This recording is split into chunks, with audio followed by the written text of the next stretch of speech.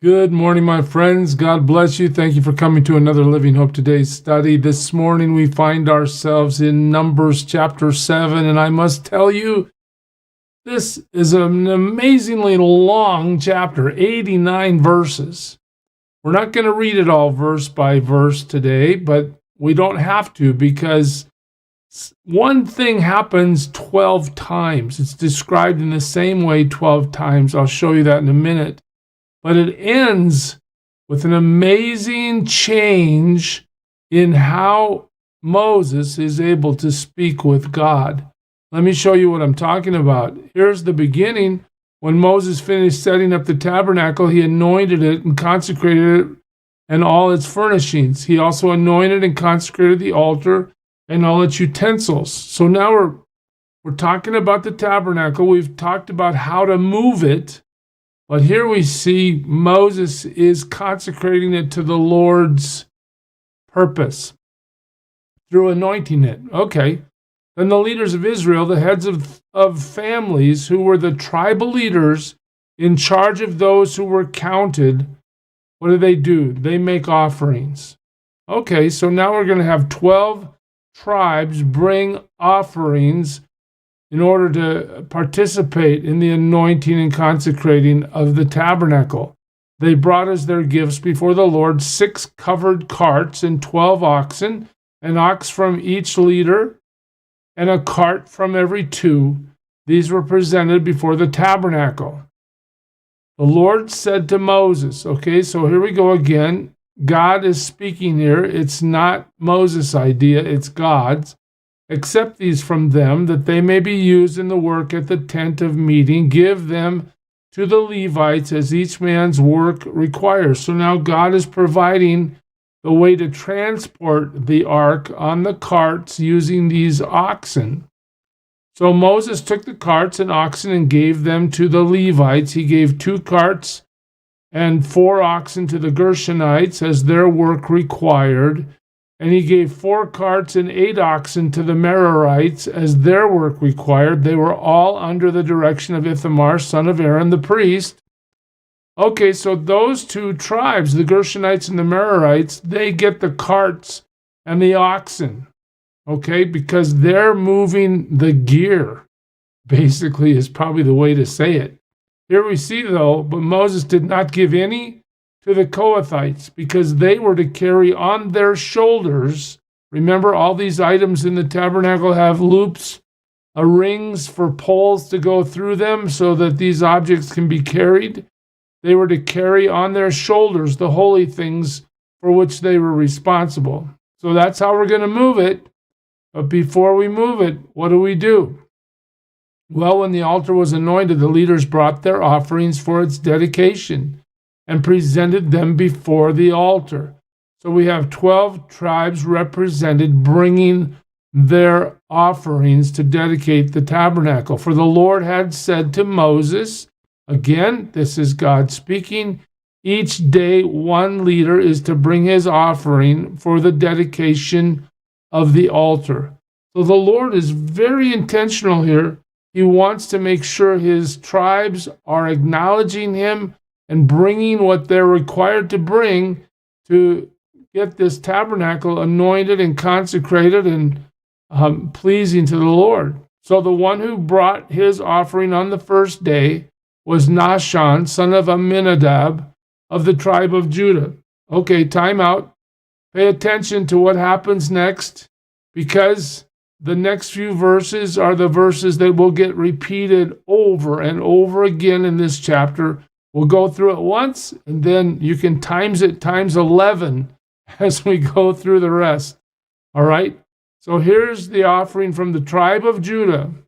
Okay, his offering was 1 silver plate weighing 130 shekels and 1 silver sprinkling bowl weighing 70 shekels, and both according to the sanctuary shekel, each filled with fine flour mixed with oil as a grain offering, 1 gold dish weighing 10 shekels filled with incense, 1 young bull, 1 ram, 1 male lamb, a year old for a burnt offering, 1 male goat for a sin offering, 2 oxen, 5 rams, 5 male goats, 5 male lambs, a year old to be sacrificed as a fellowship offering.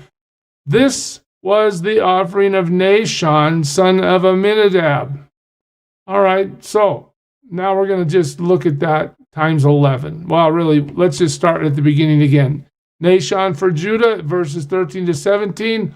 All those items are given on the first day. Second day, excuse me, Nathaniel of Issachar, he gives. Then Eliab for Zebulun, Eliezer for Reuben, Shalumiel for Simeon, Eliasaph, maybe that's it, for Gad. Okay, those are the first 6 days. This happens once a day, one tribe per day. Elishama for Ephraim was 7th. Gamaliel for Manasseh was 8th. Abidan for Benjamin was 9th. Then you have Ahiezer for Dan, and Pagiel for Asher, and Ahira for Naphtali. Now, the order of these 12, as they offer these same things one day at a time over a 12-day period. Let me take you back to that diagram we made before that shows you how the tribes were arranged around the tabernacle. You remember they're going to travel in a certain order. Well, the order of their travel is the exact order that these tribes give their offerings in. So Judah's on day 1, then Issachar, then Zebulun, then Reuben and Simeon and Gad and Ephraim. Well, the Levites take off in there too when they actually travel. Then Ephraim, Manasseh, Benjamin, Dan, Asher, and Naphtali. This is the exact same order that we're given in terms of the travel. Now they're ordered that way to give their offerings. So what happens after that? Well, verse 84. We skipped quite a few verses. If you want to read them word for word, help yourself. I did, but I told you basically what's in there. In 784, it says, "These were the offerings of the Israelite leaders for the dedication of the altar when it was anointed. 12 silver plates." So here's the summary. Everybody gave a silver plate, so now there's 12. 12 silver plates, 12 silver sprinkling bowls, 12 gold dishes. Each silver plate weighed 130 shekels. Each sprinkling bowl, 70 shekels. Notice how the text reiterates. We've heard it 12 times, so this is the 13th time we're told about these items. Altogether, the silver dishes weighed 2,400 shekels according to the sanctuary shekel. The 12 gold dishes filled with incense weighed 10 shekels each. According to the sanctuary shekel, altogether the gold dishes weighed 120 shekels. So we just see the itemized list recounted after all 12 have donated or offered, I probably should say. The 12 gold dishes filled with incense weighed 10 shekels each. According to the sanctuary shekel, altogether the gold dishes weighed 120 shekels. The total number of animals for the burnt offering came to 12 young bulls, 12 rams, and 12 male lambs a year old, together with their grain offering. 12 male goats were used for the sin offering. Again, God is preparing to move his people. He's bringing all the items he wants in the order he wants them, so that when things are dedicated, consecrated, and eventually move, it's exactly like he wants it. The total number of animals for the sacrifice of the fellowship offering came to 24 oxen, 60 rams, 60 male goats, 60 male lambs a year old. So everybody obeyed, everybody gave what the Lord had commanded. These were the offerings for the dedication of the altar after it was anointed. All right? Well, we could just say it ends there. That's enough. We've had all this repetition. But now something amazing happens. You remember where Moses has been meeting with the Lord, right? He's been meeting with the Lord on the top of Mount Sinai, right? He's issued the 10 Commandments there. There are many discussions and instructions that he receives from the Lord on Mount Sinai. The people are down below, unable to even touch the mountain, as God's presence is so amazing that they're afraid to get close. All right, watch this. You get to the end of chapter 7. When Moses entered the tent of meeting to speak with the Lord. All right, just remember now, it's been anointed, it's been consecrated, it's been dedicated, it's been initiated exactly as God has required it. So now Moses enters. He heard the voice speaking to him.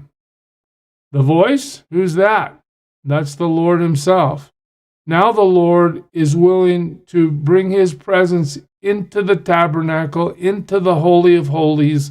And look where it says he is, from between the two cherubim above the anointment cover on the ark. You remember how the ark was constructed with the two cherubim, one on each end? From on top of that ark, between those two cherubim, the Lord's voice is now speaking. So now we see God's presence, God's voice, God's instruction coming right from the tabernacle that God designed. Now he's there speaking to them from the tent of meeting above the Ark of the Covenant. God has now joined his people. Now, we've watched obedience. We've watched them comply in so many ways. There's a few more chapters before we actually move out in terms of moving this whole group to a new location. But in the end, just see that God has tremendous order, tremendous inventory of what he wants, how he wants it, what order he wants it. And now his presence dwells with them in the tabernacle. Amazing. We'll pick it up there next time, church. God bless you. Serve him well. Who is it who for sinners shed his blood, and now for cleansing all can plunge beneath that flood? It's Jesus. But do you know who he is?